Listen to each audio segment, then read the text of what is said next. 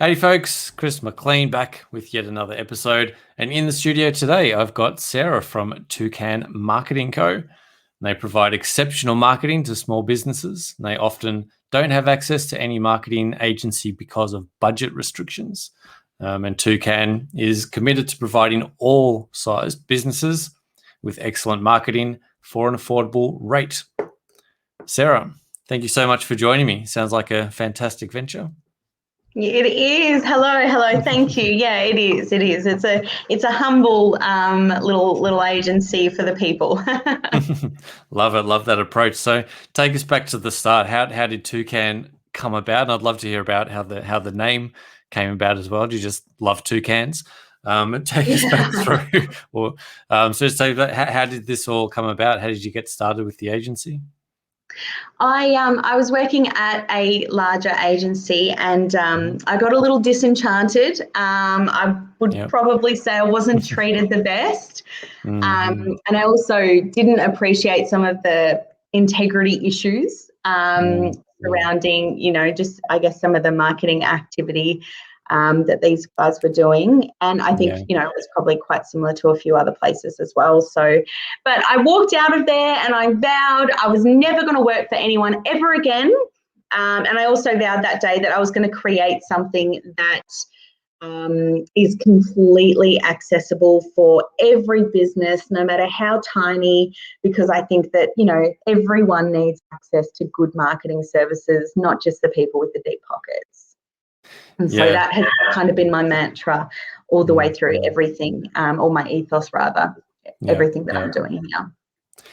Yeah, it's sort of unfortunate that there can be a bit of that churn and burn literally in sort of the bigger agencies, and very, very different approach to sort of looking after and having that sort of genuine level of care for the smaller guys.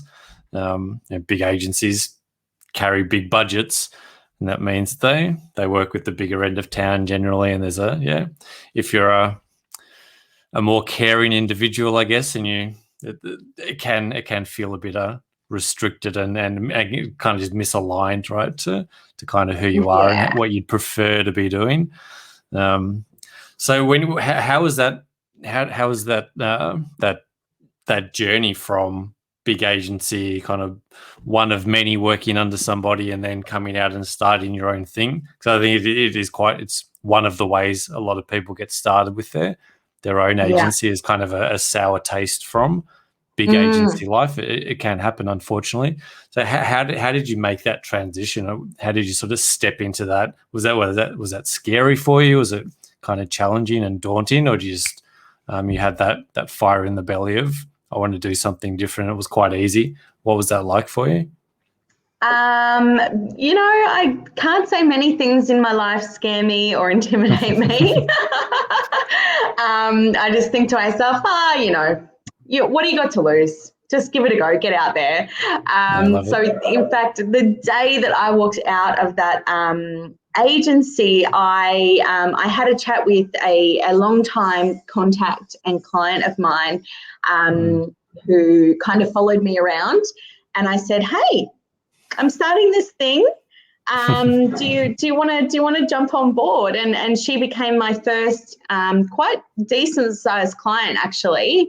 And I really cut my teeth. I really figured it all out. Figured out the whole GST thing, the invoicing thing, managing resources, timelines, booking ads and external media, sources on their behalf, and just kind of did literally every single little bit myself. And I think it actually makes you better at, being a boss or an owner or a delegator, whatever you want to call yourself, when you've done every single little bit of the nitty gritty. I'm so grateful. That was 3 years ago. I'm so grateful for that. It was, it was really full on. And I had a little girl at the time, a 1-year-old, and now I've got two of the rascals. And, what I went through last year growing the agency, had a newborn, plus the the C word that we don't speak of. Yeah, wow. The big so year. now I'm like, that first year was actually pretty easy in comparison. Yeah, I think you make a really good point there. It's sort of doing a bit of everything and having to do everything when you're sort of undertaking this journey becomes very useful later on, because when you're bringing someone in to do that thing, you know what it takes. So you can kind of judge, are they efficient at it? You sort of at least have that understanding of what is actually required to do. If it can be a bit hit and miss, if you don't really understand, it can be easy to get taken advantage of, or kind of get taken for a ride or just pay more money or pay more time if you don't really know. This is like a 45-minute job. If someone's taken 3 hours to do it and billing you all this money for it, if you're not aware of that, it can get away from you pretty quickly. Absolutely. So now you're sort of 3 years in. What's your sort of growth looking like now? Do you have team? Do you have full-time team? Is it just you? You've obviously sort of grown a bit of that team out. How are you managing all those different pieces of the agency now that you've sort of grown up a little bit? Yeah. So I've got a team of 3 or 4, including myself, based in Australia. So I've everyone is, 3 marketers, 1 ex-Mecca, ex-Country Road, 1 who's a uni grad, and she's the content creator. She's absolutely amazing. All of them are. I'm very, very lucky. I probably compliment them a bit too much. And then I've also got someone who's been working at quite a few larger agencies across Melbourne, and she's kind of come to the light, I guess, and said, you know what, I want to do the same thing as you. I want to do good work for businesses who feel it, who appreciate it, who, you get to deal with the owner. That's one of the things I love about doing what I do. I'm the owner, dealing with the owner, and I just feel like you see the direct impact of the results of what you do, and it is so fulfilling. And that's what drives all of us at Toucan. I do have I've got some resources who work overseas. They've all worked with me here in Australia over the years. So, someone was doing some web development work and she actually moved back to Indonesia. So I still get her to do some work there. Someone from Vietnam, he was a uni student working with me for a while, like kind of interning. And we got really close, and he's had to move back to Vietnam as well, and we still keep in touch, and he does the odd job for me here and there. And then, over the years, I guess you accumulate more and more international resources. So I've got an amazing pool that I kind of dip into as required. And then, of course, I've got my three core team here in Australia. Yeah, lovely. Sounds like a very familial setup, right? Very, very much. Yeah, absolutely. For sure we are. And I like everyone to think that, they're a equal component of the business. I'm a quarter, and each of those 4 or 3 guys are a quarter of the business, and we all contribute to, and I make sure that the success of the business always comes back to them. So it's nice. I love that. Typically, how do you do that? Is that through compensation? Is that through events and celebrations? How do you actually, what does that look like tactically for people? All of it. So I basically say to the team, well, there was a big conversation we had recently about, do we keep the remote working environment or do we transition and I get us an office and we'll go work there? And everyone was like, no office, please. And I agree. I don't want an office either. So the overheads of an office and now like the flexibility of having my team, they come and work with me when they like, they work from home when they like, and that money actually gets reinvested into them. And I say, right, here's your monthly budget. I don't care if we spend it each month. I don't care if we go out. I don't care if you accumulate it over 3 months and we do something absolutely massive, or you can divvy it up between yourselves and I'll just give you the cash. I don't really mind.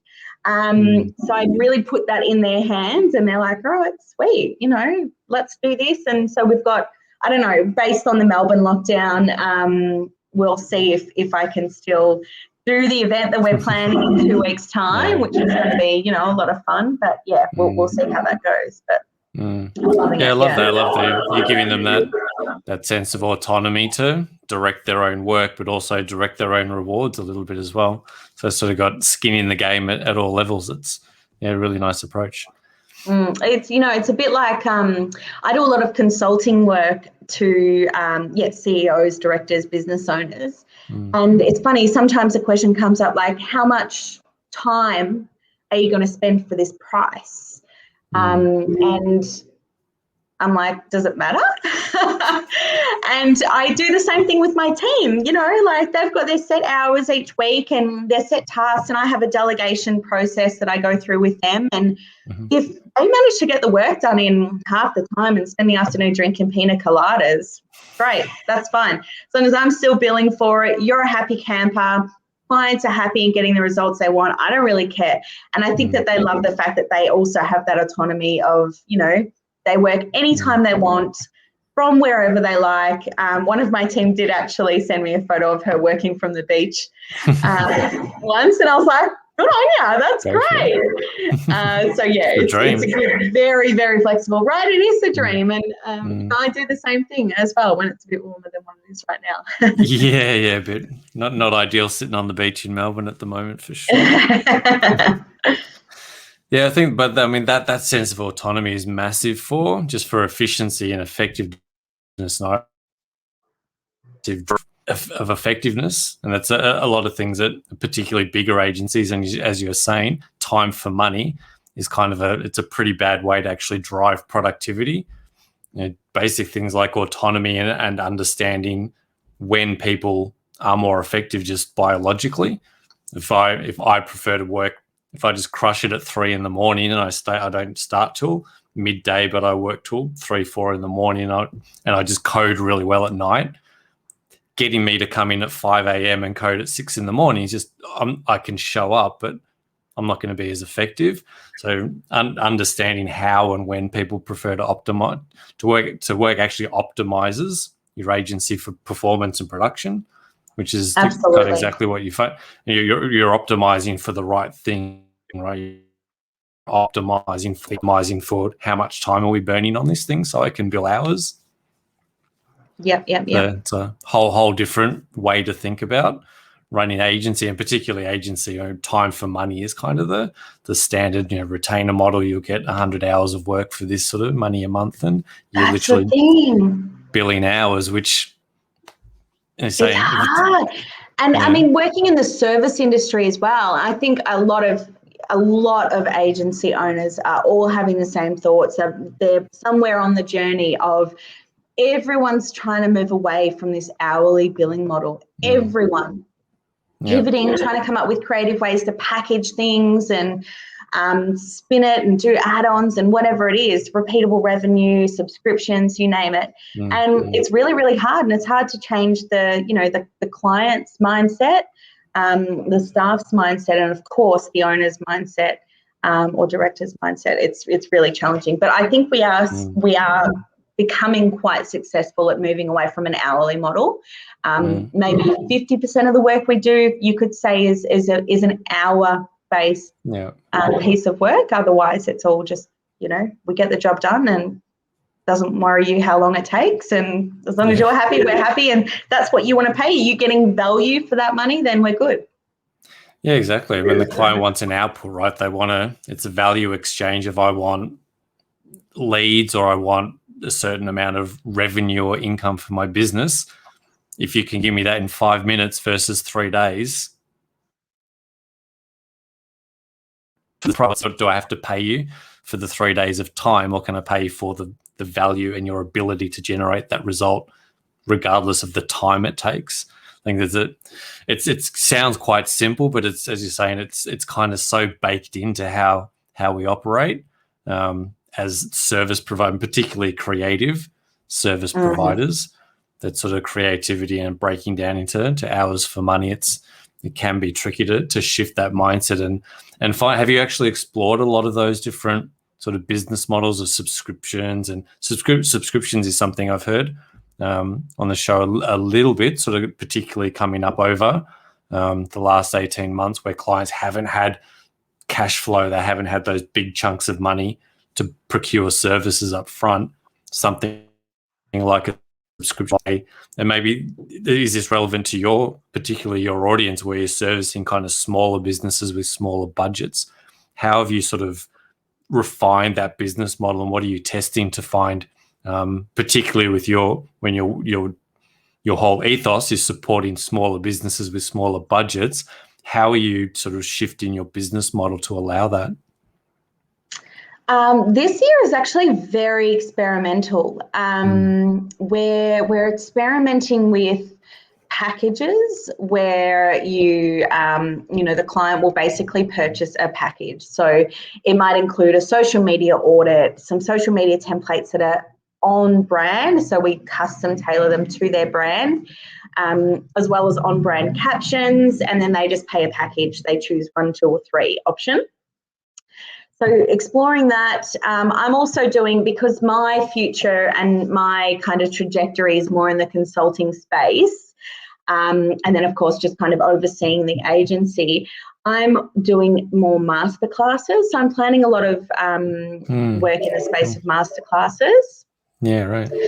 Especially as, there's more social media managers coming out now, and, there's more people coming out of uni. And one of my team is, just graduating from uni in the next few months. And she's saying, like, in a few months at Toucan, what I have learned over a few years at uni is ridiculous. And so, I'm actually, the masterclass I've got coming up in 2 days, they're actually all uni students. They're all just graduating, and they want to get real information and real experience. So I think you can't beat that. Can't beat that practical industry, actually working with an agency and working with agency systems and models and deadlines and timelines and all that kind of stuff, compared to doing a uni project, which kind of tries to simulate that sometimes, I guess, depending on the course. But there's nothing like getting used to the pace, right? The pace of agency life, and the pace absolutely. and the speed of demand, and just responding to clients and all that kind of stuff. It's a whole different world. So yeah, nothing beats that practical experience. So those masterclasses, you're targeting them more to potential staff or to clients? It's funny, when I put the masterclass out there, this particular one, it's a social media masterclass.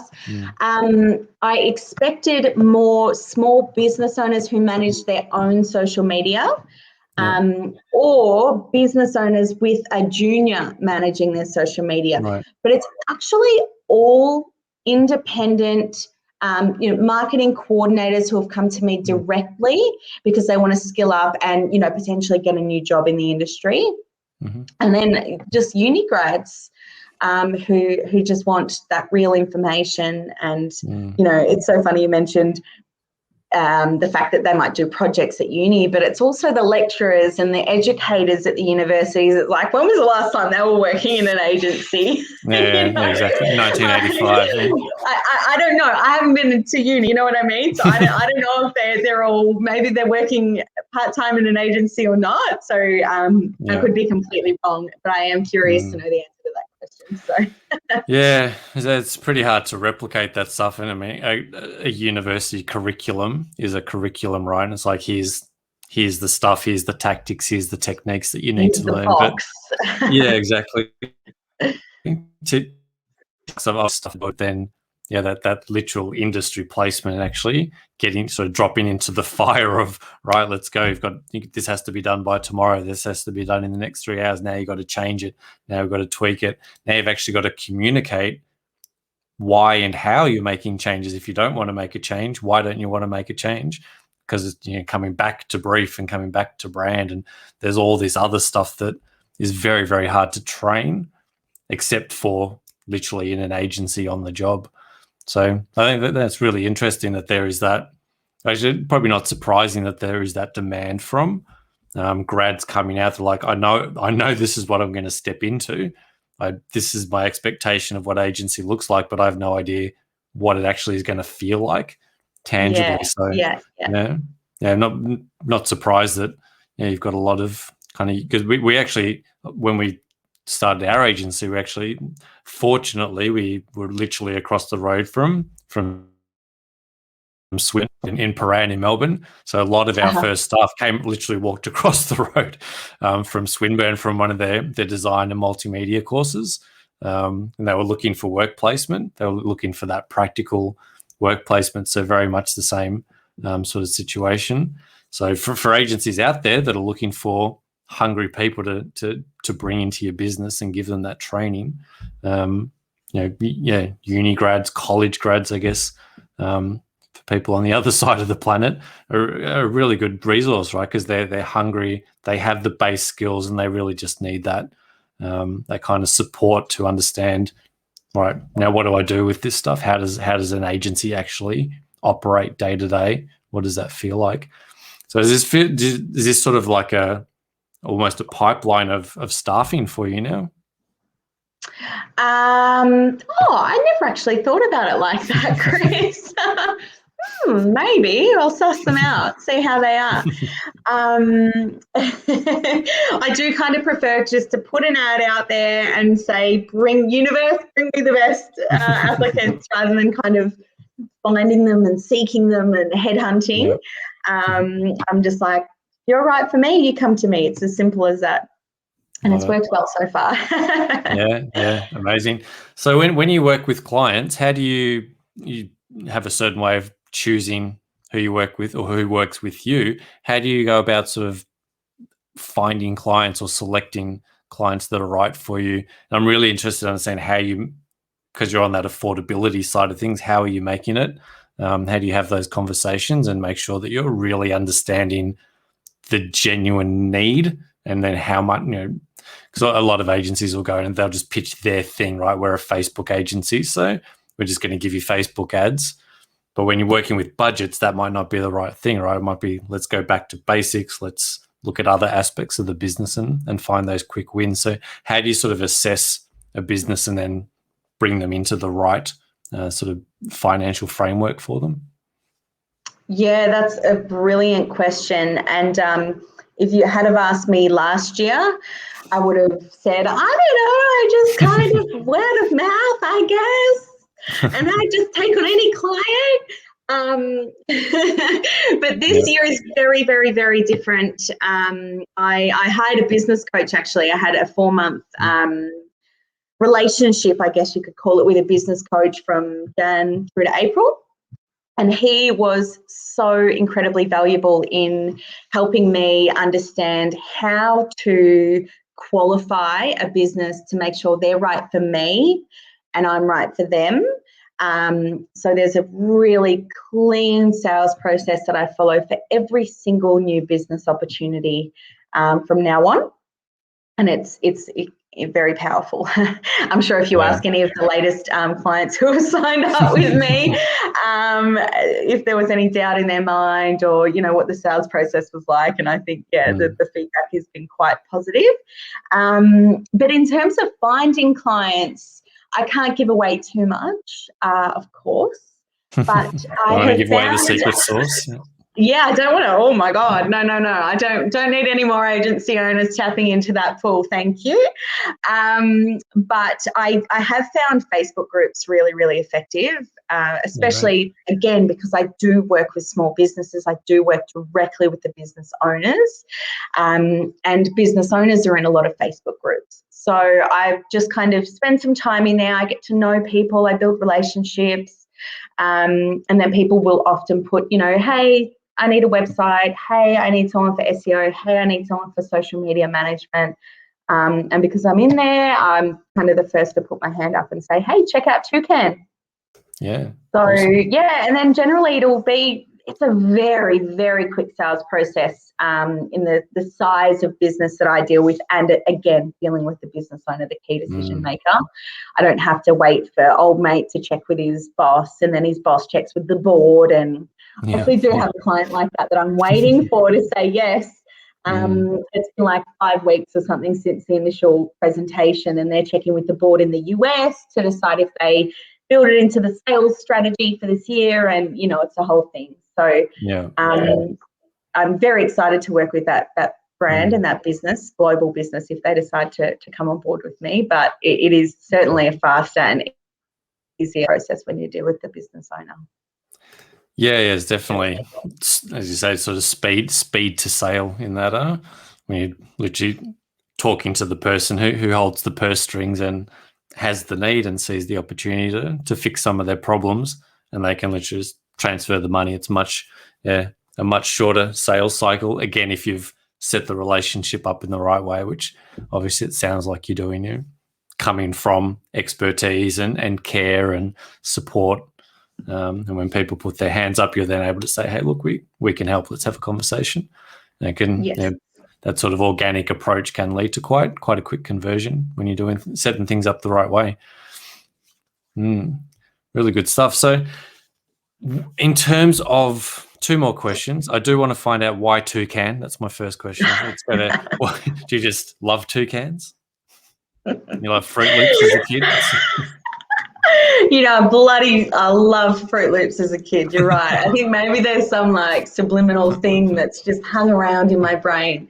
No, I was having a brainstorm session when getting ready to launch Toucan, because initially I had a sole trader, like a freelancer. I'm a bit embarrassed to say what the name was. And then I was getting ready to relaunch and rebrand as Toucan. And we're like, okay, so what's popular? What's happening right now? More like flamingos are cool, cheetahs, like some kind of animal name. And then we're like, what about a toucan? It was that simple. It's like, you know what? Toucans are actually up and coming. And this was two years ago. And it's so funny. Since then, toucans are everywhere. Yeah, wow. Yeah, so you've got the earrings on too. And even things like Kmart, like there's just toucans everywhere. So I'm hoping that's, I don't know, in some way helping with a bit of SEO or site traffic or something with everyone Googling toucan. There you go. But it's also quite memorable. It's very loud. It's very colourful. And something that I do really reference back is the fact that toucans have a really big, bright, bold beak. And they're the loudest bird in the jungle or the Amazon. And so I like to think that comes back to, our marketing and communicating. Yeah, amazing. Yeah, great story. And that leads into, so when clients do get to work with you, what are your key deliverables? Sort of social media management, web, a couple of things you've mentioned. Do you consider yourself full service, or are you more of a specialist in one way or another? It's a good question, because it's hard to answer that question, because initially I said, yeah, full service agency, we'll do everything. And since then I've realized that that's a bit stupid, because I'm not amazing at everything. And I don't want to be a fat agency. I want to be a tall agency, and I want to specialize in a few things and do them really, really, really well. And then call in experts and gurus and specialists when required. So for the most part, social media management is the absolute core of Toucan. Yeah. So that's, the copywriting, the content creation. I do a lot of, food photography and content photography. So do my team, of course, because I'm trying to step back from that stuff a bit. So the social media management is absolutely massive. Then I guess you could say my consulting is the second largest product, I guess, at Toucan, and everything that supports that. So if we're doing a social media campaign, we're going to be sending EDMs. We consult to clients and work with them on email nurturing sequences. A lot of small businesses know that it will benefit them. They know that, a funnel is really good. God, I hate the word funnel. I try not to use it in anything that I do, only when I'm using it ironically. So but we do help guide clients and implement these nurturing sequences for them. And then again, if we can, I'm doing a little bit of sponsored LinkedIn posts, for example, right now for a client of mine, because that's appropriate for their audience, for their product on their platform. But then again, I've got a client who needed a really sophisticated social media advertising campaign that included chatbots and samples and a funnel. So I did actually call in someone that I do business with, an associate, if you will. And so they're managing this end-to-end advertising campaign, and we're doing the social media and the content creation, which again is our specialty. So it's all about, I think we've done a good job in refining and defining exactly what we do and what we're good at. So I've got to update my website, actually. You've reminded me. Yeah, no, I think that's tends to be the game. That seems to be where a lot of agencies are winning. Is, as I said, as you were saying, tall not wide. Is just being some sort of a specialist, whether that's an audience specialist or a service specialist, or ultimately kind of both, right? You do this thing for this particular thing for this particular group, and you develop that mastery and you become the expert. So when that group looks for that service, you're at the top of the list. So I definitely think that's the way you want to go. And expert it's much easier to build a business off of that. So puts the blinkers on in a good way that you can just get very, very focused on finding the right clients and doing the right type of work and finding the right employees and all of that kind of stuff. It's makes it much easier than trying to be all things to all people, which and the thing is, like, I've brought clients on before and said, we'll do your social media advertising. No worries. I end up having to fire that client because we weren't right for them. They weren't right for us. It just wasn't working. And I was like, why did you do that? So I think save everyone time, figure out what you do best, and stick to it. Yeah. Go deep, not wide. Very, very good advice. Thank you so much for taking the time to swing by, Sarah. It's been a powerful 30 minutes. It always sort of flies by. It's been a lot of really good stuff for up-and-coming agencies, people that are in the ages, find their traction, find their feet with what they're doing. If people want to get connected to you, come and find out more about Toucans, where's the best place for them to come and find you? Catch me personally on LinkedIn, but I spend a lot of time on the Toucan Instagram account, so I would love people to come join us on Toucan. But I really do thoroughly enjoy chatting with agency owners, and especially new up-and-coming growing agencies. I'm always very keen to share my learnings and my mistakes and all that good stuff. So always up for a chat. Awesome. So this will be posted in Facebook group full of agency owners. So for those of you watching at home, reach out to Sarah. She's got lots of really good tips and insights on how to find your feed, how to get that traction early in the business, get really good at the stuff that you're great at, and deliver those services to clients. Sarah, again, thank you so much for swinging by. Hope you enjoy the rest of your afternoon. Thanks for taking the time out to drop by and have a chat here today. Thank you, Chris. It has been lovely. Thank you so much. My pleasure. Thanks for dropping by. Thanks, everyone, for listening, watching, all that good stuff. And we'll see you on the next episode. Until then, cheers. Bye.